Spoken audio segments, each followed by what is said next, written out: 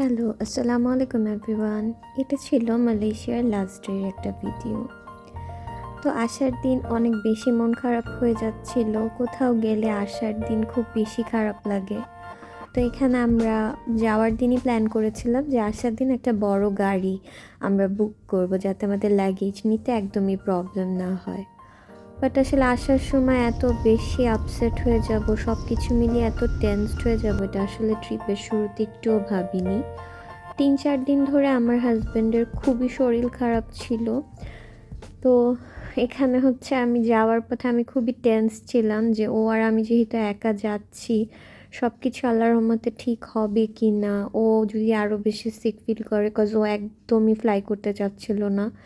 ও বলতেছিল যে ২-৩ দিন এক্সটেন্ড করে একটু সুস্থ হয়ে তারপরে যাবে। তা আমি বললাম, না চলো বাসায় চলে যাই, এখানে একা একা থাকার থেকে ওখানে গেলে ভালো হবে। তো একটা নতুন এক্সপিরিয়েন্স। আমরা অনেক আগে এয়ারপোর্টের জন্য রওনা হয়ে যাই। তো আমাদের ফ্লাইট ছিল রাতের বেলা। তো সেখানে যাওয়ার পর আমরা একটা হোটেল খুঁজতে থাকি, পরে দেখি যে এরকম একটা হোটেল টাইপ সার্ভিস। ওরা হচ্ছে মেল ফিমেল আলাদা থাকবে, আর এরকম হোস্টেল টাইপের 2টা রুম আর কি। তো এটা আমার জন্য একদমই একটা নতুন এক্সপিরিয়েন্স। আমি জানি না কে কে এরকম হোটেলে থেকেছো। তো আমি ওখানে যেয়ে শুয়েছিলাম, রেস্ট নিচ্ছিলাম, আর তোমাদের জন্য কিছু ভিডিওস করেছি। বাট সত্যি কথা বলতে মন পড়েছিল যে আসলে ও একা একা কী করছে, ও কতটা, ও যে এত টায়ার্ড হয়ে গেছিলো, এত সিক হয়ে গেছিলো, এটা আমি আসলে ট্রিপের ফার্স্টের দিকে যদি বুঝতাম যে ও লাস্টে সেরকম অসুস্থ হয়ে যাবে, ওকে আমি একদমই রুটিন মেনটেন করে রাখতাম। তো ওই রুমটার মধ্যে 10টা অলমোস্ট রুমের ওরকম বেডের মতো ছিল। তো আমার হচ্ছে 10 নম্বরে বেডটা ছিল।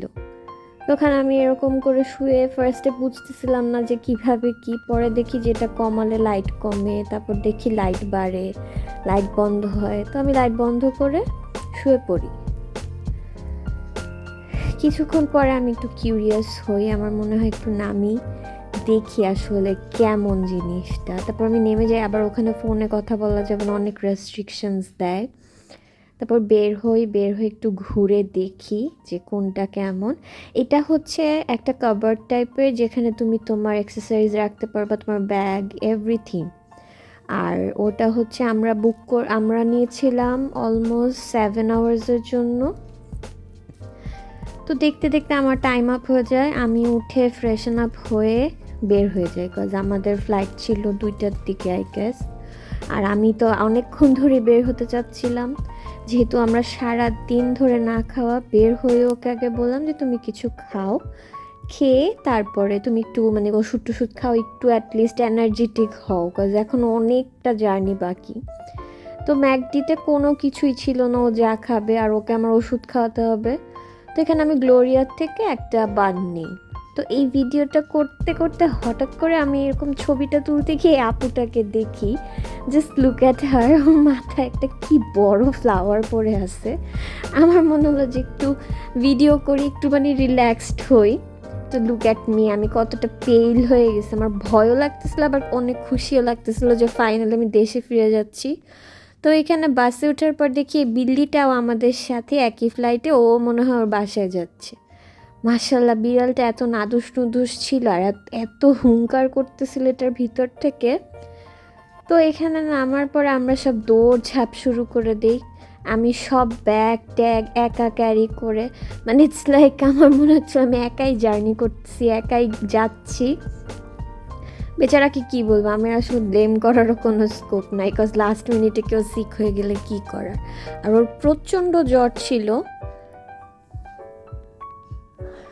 তো এখানে যে প্লেনে উঠে বসে পড়লাম, সব ফ্যাসিলিটিস হলো, সব কিছু হলো। তো আমার তো খুব মন খারাপ লাগে কোথাও গেলে, আসার দিন খুব কান্না পায়, মনে হয় আমি মাটিতে গড়াগড়ি করে কান্না করি, এরকম একটা সব কিছুর জন্য মায়া মায়া মায়া, হায় রে মায়া, মায়া আটকায় যায়। তো এখানে আমি একটু ভিডিওস নিচ্ছিলাম যে টিল নেক্সট টাইম কী হবে জানি না। আবার মনে হচ্ছিল যে যত তাড়াতাড়ি বাংলাদেশে যাব আমি রিলিভড। ওকে যে বাসায় নিয়ে যাব, ওখানে যে একটু রিল্যাক্সড হবে। বাসায় আসতে না আধা সিকনেস মানুষ সুস্থ হয়ে যায়। তো এখানে আমি একটু বসে বসে নিজেই একা একা বোর্ড হচ্ছিলাম, আর ওখানে পাশে ও জ্বরে কাতরাচ্ছিল, কিচ্ছু করার নাই, মানে I don't know how to help him. তো এরকম ওয়েট করতে করতে কিছুক্ষণের মধ্যেই আমাদের ডিনার চলে আসে।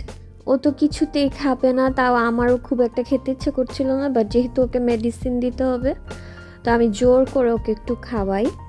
For the very first time আমার মনে হয় প্লেনের খাবার এত মজা লাগতেছিল সেদিন রাতে, স্পেশালি মানে সারাদিন না খাওয়া থাকাতে আমার মনে হচ্ছিল যে প্লেনের খাবারের টেস্টটা দ্বিগুণ হয়ে গেছে।